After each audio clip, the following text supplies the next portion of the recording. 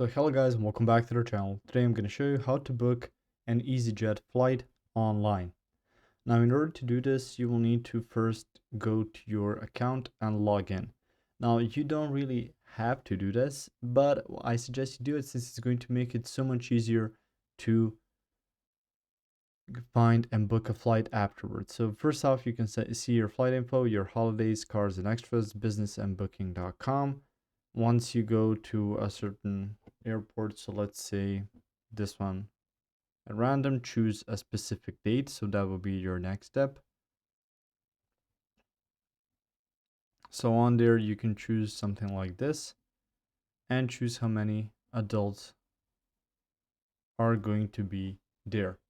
So after that you can click on show flights. It's going to open up a brand new tab that's going to give you the option to choose your flight.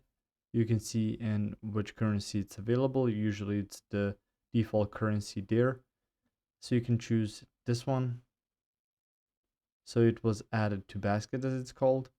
After that, you can continue to passenger details. So you can type out your specific information. Then you can go to seat selection, cabin bags.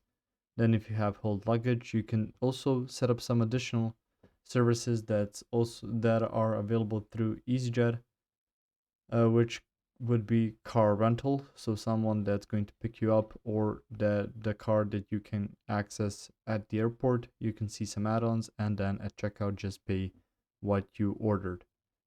So that's about it. That's how you can book a flight. If you found this information helpful or useful, you can like the video. You can also share the video.